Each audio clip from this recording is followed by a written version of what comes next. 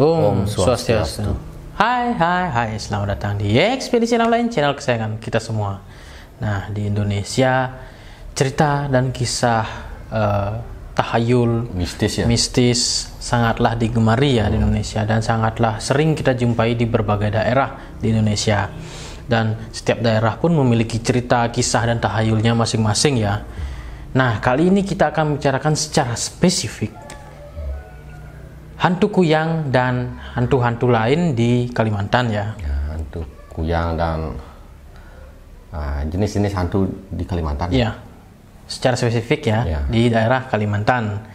Nah, seperti biasa, sebelum kita membahas ini lebih jauh, saya ingin mengucapkan banyak terima kasih buat teman-teman yang sudah share, subscribe, like, dan nonton. Dan jika teman-teman ingin membeli merchandise asli Ekspedisi Alam Lain, bisa teman-teman cek di Tokopedia dengan nama toko Sal Official Store. Nah, langsung aja kita akan membahas kali ini adalah salah satu hantu yang sangat populer ya di Indonesia, bukan hanya di Kalimantan tapi sangat populer di Indonesia, bahkan di luar negeri mungkin ya. Hantu kuyang. Nah, ini Robin sudah menggambarkan ya sosok hantu kuyangnya seperti apa. Nah, ini dia hantu kuyang. Gambaran dari Gus Robin kali ini bagus ya, lumayan bagus. Ada apa namanya, bercak-bercak darah gini. Ini kalungnya juga bagus. Bukan kalung, itu kalung. Organ tubuh ya. Nah, ini kuyang ini perempuan ya. Semuanya perempuan. Ya, karena dia ilmu hitam untuk mempercantik diri, agar bisa awet muda, agar bisa cantik, mempesona, seperti ilmu pelet jadinya. Tapi lebih nyata maksudnya si pengguna ilmu hitam kuyang ini bisa awet muda dan bisa menarik lelaki dan membuat lelaki itu jatuh hati padanya, termasuk tunduk padanya. Tidak berani laki-laki padanya. Tujuannya seperti itu. Ilmu hitam ya. Nah, tapi hantu kuyang ini sangat gemar untuk memakan bayi atau kandungan, memakan kandungan ibu hamil atau memakan bayi. Kebanyakan bayi yang diincar yang baru lahir. Kuyang ini sangat suka dengan itu. Apa gininya supaya nggak diincar sama kuyang ini? Biasanya untuk menangkalnya, biasanya adalah duri-duri pohon. Contoh pohon bunga, duri pohon kembang kertas, bunga kembang kertas, atau duri mawar mungkin. Duri mawar boleh, pohon mawar, terus bawang merah, campur garam. Kan ada tuh biasanya yang di sekitar tempat tidurnya yang hamil itu kan ada biasanya ditaruh gunting atau kaca. Ya, benda-benda tajam. Bisa juga. Bisa gunting, kaca. Kalau gini bisa duri pohon bunga, bisa juga duri pohon daun pandan di laut. Kenapa?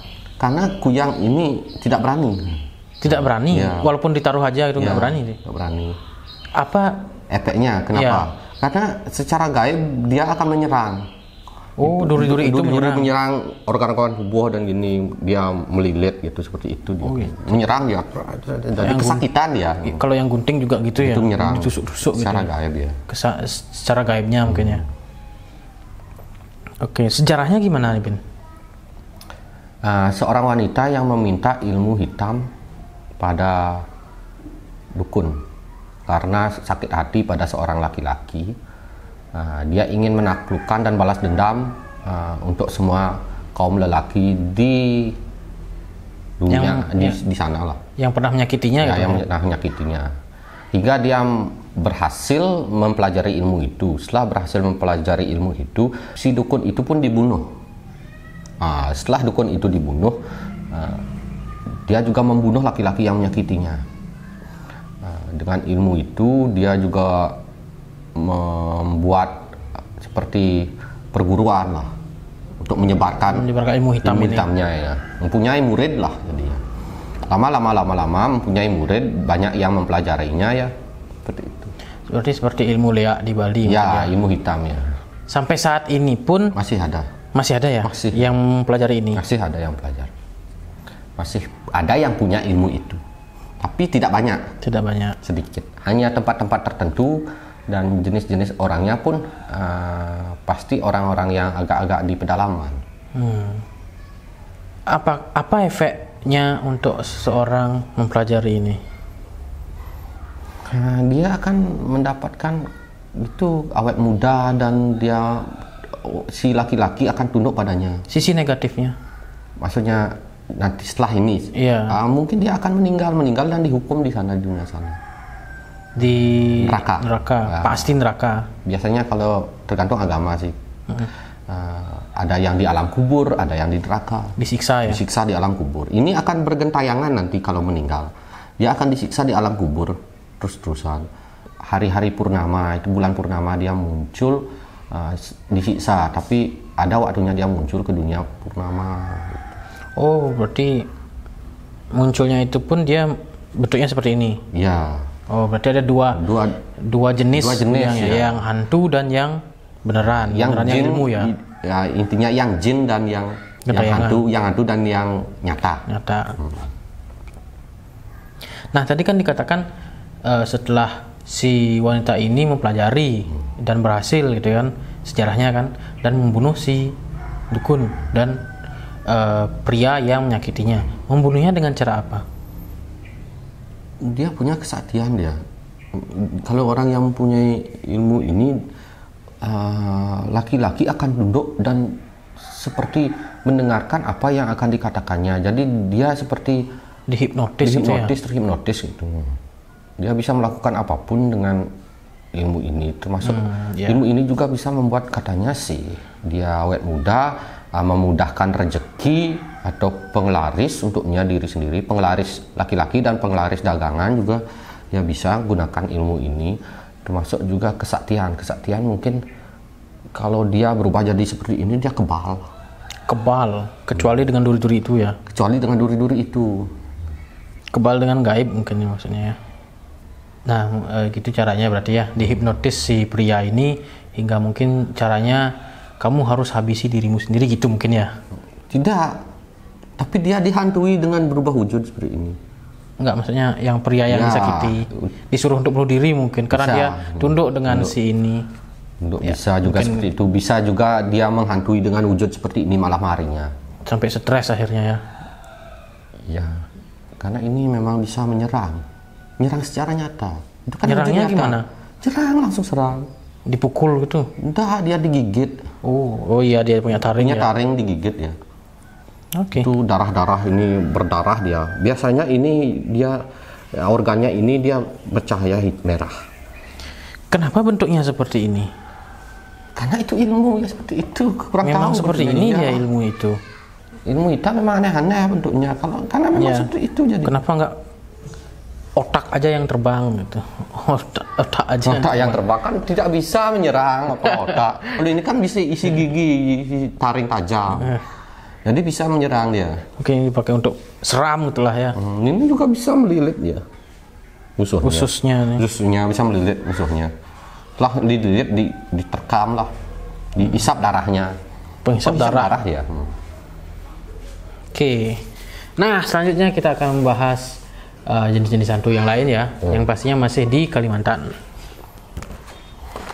Nah, ini saya bacakan beberapa hantu yang bisa dibilang fenomenal di Kalimantan. Saya mendapatkan sumber ini dari bombastis.com ya. Anak Sima, si hantu pemangkan jantung. Ini yang pertama. Cerita ini beredar di masyarakat sekitar Sungai Hulu tentang keberadaan anak Sima. Hal yang dipercaya masyarakat setempat, anak Sima adalah bayi yang berasal dari hubungan di luar nikah yang dibuang ke hutan untuk menutupi aib. Bayi tersebut kelaparan dan kedinginan di hutan hingga ia menangis keras. Tangisan tersebut ternyata mengundang datangnya Takau, sang makhluk halus terkuat dalam mitologi Kalimantan Selatan. Takau tersebut akhirnya pun memutuskan untuk mengasuh bayi itu, bahkan memberinya kesaktian. Konon, anak Sima sangat suka memakan jantung. Di Kalimantan tersebar kepercayaan jika mendengar suara bayi menangis di samping rumah, maka mereka mengatakan, aku bukanlah ibumu, ibumu adalah Anu di kampung Anu. Masyarakat percaya setelah mengatakan itu, maka anak Sima akan pergi ke tempat yang dimaksud. Nah, mungkin dari sisi mata batin Robin gimana? Apakah benar seperti itu? Ya, anak Sima ini bisa dibilang seperti tuyul ya, mungkin ya. Seperti tuyul, memang hubungan hubungan di luar nikah dan dibuang, atau orang yang menggugurkan kandungan. Jadi janinnya itu akan berkembang menjadi jin atau hantu.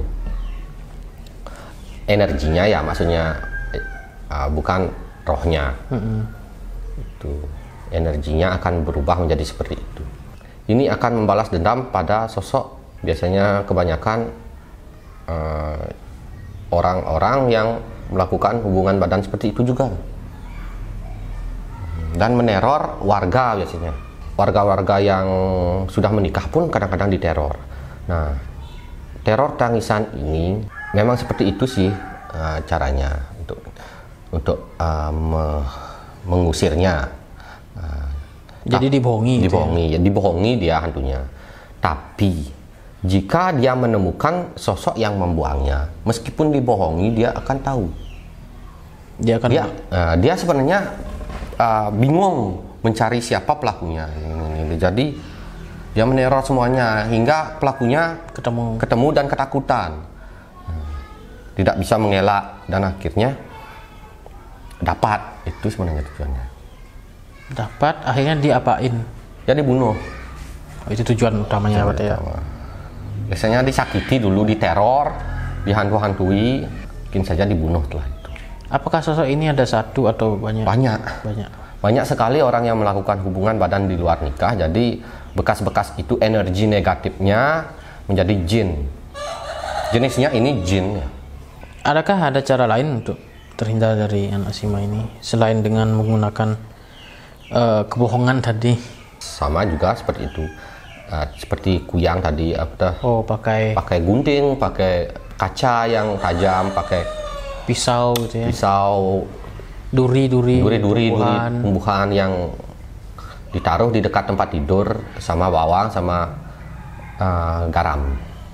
Bawang, garam. Dan doa. Sebelum tidur berdoa. Jadi semua jin, siluman atau apapun, jika kita berdoa sebelum tidur, kemungkinan tinggi akan bisa dihadang. Kecuali kita banyak dosa, tidak bisa berjalan doanya.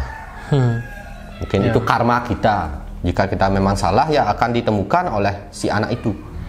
Kalau memang salah ya. Rata-rata hampir 100% si pelaku pengguguran kandungan itu akan diteror oleh sosok anak Sima. Yang kedua, Rabing, setan jahat di Sungai Angker. Rabing dipercaya sebagai hantu sungai di kawasan Angker. Konon hantu tersebut menyerupai tikar yang ada di dalam air. Namun kadang Rabing juga kerap digambarkan sebagai makhluk yang mirip dengan penyu sungai yang cangkangnya lunak. Dipercaya hantu Rabing kerap menggulung orang yang sedang berenang hingga membuat mereka mati lemas. Orang-orang percaya jika datangnya hantu Rabing bisa diketahui ciri-cirinya. Misalnya saja ketika permukaan sungai tenang, namun di dalam air terasa berputar-putar. Dengan mengetahui itu, maka masyarakat akan lebih waspada. Oke, jadi fenomena ini kayaknya mirip di sini ya. Di sini ada di sini. Tikar gulung. Ya. Ketika orang mancing atau orang duduk-duduk atau mandi di sungai, ada tikar terhanyut. Kita mengambil tikarnya, kita akan digulung. Ya, ditarik ya. Digulung ke bawah. Jadi jika kita mandi di sungai, entah di sungai di seluruh dunia pun, ini tidak di Indonesia saja, jangan ambil tikar itu. Kemungkinan itu adalah tikar gaib. Maka kita digulung dan ditenggelamkan ke dalam air. Ya. Biasanya ini berbagai macam. Ada yang menjadi ular berambut, ada yang ikan berambut, atau penyu, atau buaya berambut. Itu biasanya. Ya, penyu sungai ini mungkin mirip seperti kappa ya di Jepang. Ya, kappa. Ya, seperti itu kappa juga. Ada mitologi sih. Ya, mitologi di Jepang ya. Dan memang di daerah saya ini beberapa tahun yang lalu sangat populer ini ya, sangat viral tentang tikar yang menggulung dalam air. Manusia hingga tenggelam dan mati. Ya. Padahal nggak terlalu dalam. Ya, ini dulu sering ya. Dulu sering terjadi. Dulu sering terjadi ini.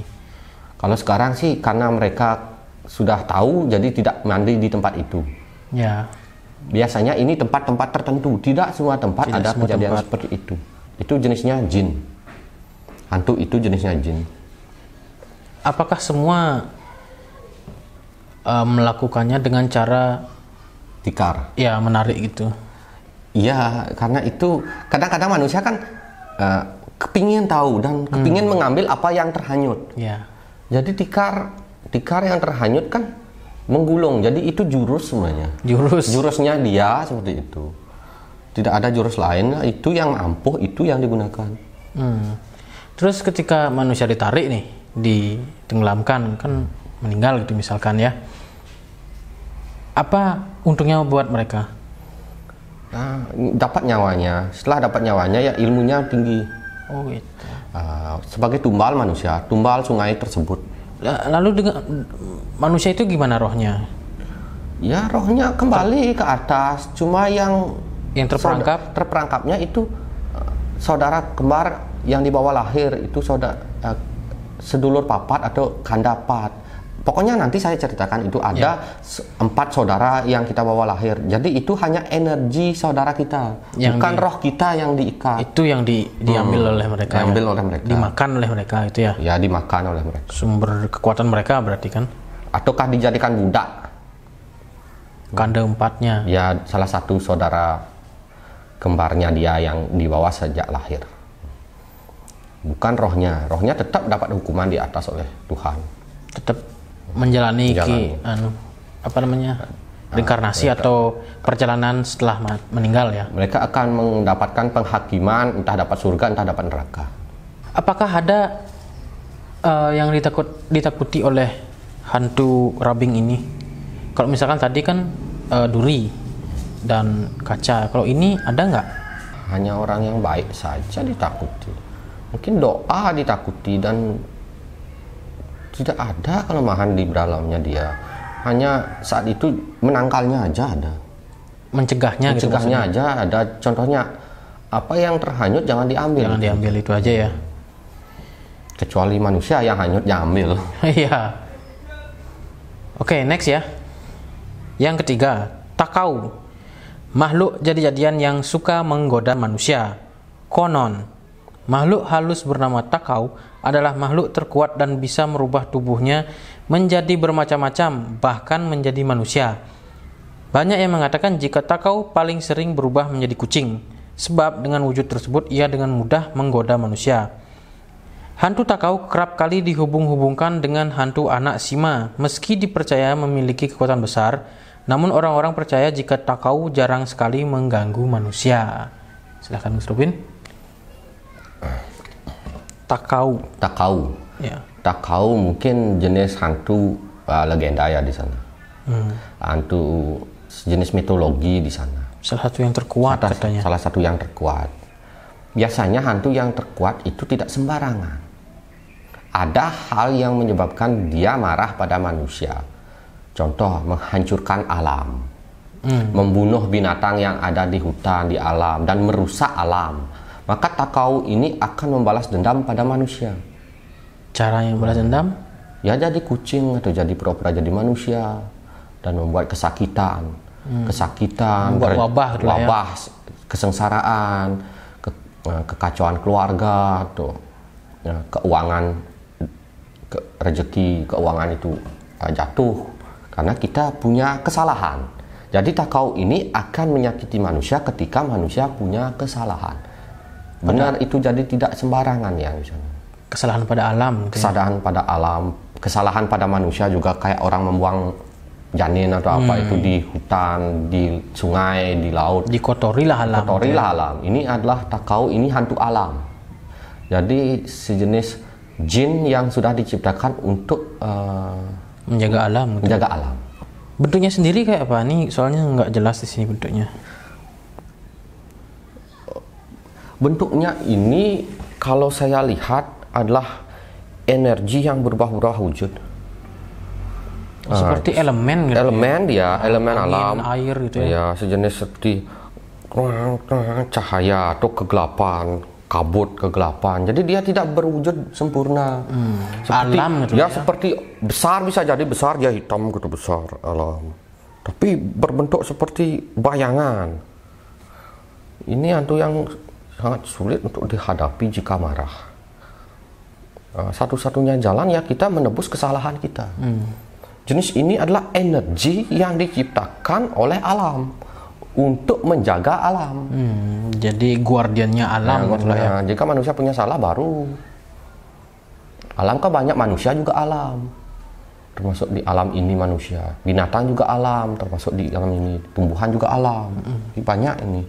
Jadi dia bisa berubah-ubah wujud karena hanya adalah sebuah energi. Berbentuk energi seperti gelap, cahaya atau apa, panas seperti angin. Berubah-ubah wujud, warnanya juga berubah-ubah wujud. Tapi kebanyakan ini berubah warna hitam. Apakah sosok ini ada banyak atau cuma satu aja? Banyak. Banyak, tapi tidak menyeluruh. Tempat-tempat tertentu saja ada. Oke. Tidak semuanya. Biasanya di hutan. Hutan dalam gitu mungkin. Kedalaman. Oke, lanjut. Yang keempat, Maryaban. Hantu raksasa yang menakutkan. Masyarakat Kalimantan kerap menggambarkan Maryaban adalah sosok bertubuh besar dan berwarna merah darah. Konon Maryaban adalah hantu yang tinggal di daerah pedalaman. Dipercaya kalau hantu ini sangat ganas yang tidak ragu menyerang manusia atau hewan yang berani memasuki wilayahnya.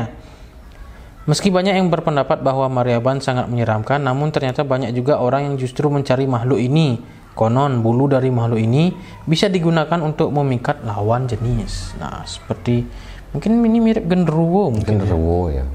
Tapi genderuwo wanita ini. Oh, wanita. Jin ini memang jin ganas ya, jin buas. Berarti jenis jin ya? Jin dendam ya. Jin pendendam yang kemungkinan dulu adalah bekas-bekas dari wanita-wanita yang diperkosa dan dibuang di sana. Energinya berkumpul jadi satu. Hingga ratusan energi menjadi satu, dendam besar membentuk satu. Ini tidak banyak. Ini tidak semua tempat ada. Jadi tempat-tempat tertentu saja yang ada. Berarti populasinya tidak begitu banyak ya, Maryaban ini ya? Maryaban sangat takut dengan yang tadi apa namanya? Pohon yang berduri gitu ya? Tidak, hantu yang tadi yang penjaga alam. Takau ya. Oh, sangat takut dengan takau. Oh ya, dia tunduk tidak berani pada takau. Kalau pria-pria yang hidung belang itu sangat dibenci oleh Maryaban. Oke. Pria-pria yang suka menyakiti wanita, pria-pria yang pokoknya seperti itu ya. Maryaban sangat benci. Ganas dah jadinya nih. Karena Maryaban adalah jin yang tercipta dari dendam terhadap manusia.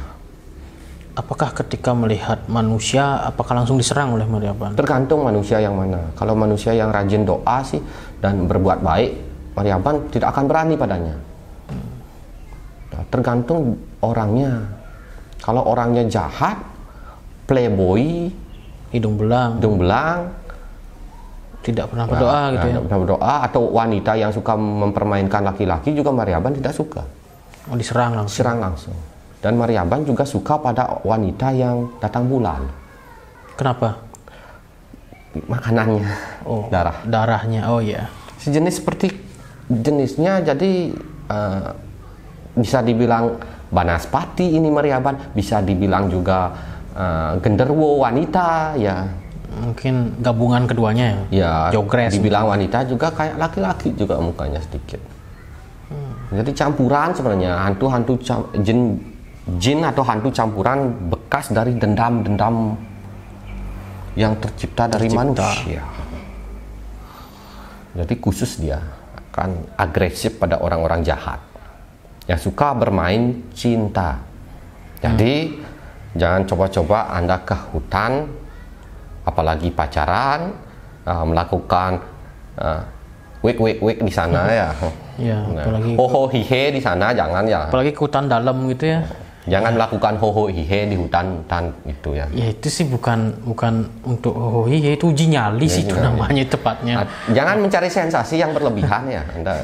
Jangan mencari rasa yang tertinggal yang ingin Anda apresiasikan ya. Nyerah. Oke. Di rumah saja ya. Ya di rumah aja. Di rumah saja. Sekarang jangan bermain-main di luar, nanti ditangkap polisi baru tahu rasa. Nyerah. Kamera mana kamera? Nah, sekian aja sesi kali ini tentang hantu kuyang dan jenis-jenis hantu lain di Kalimantan ya, spesifik.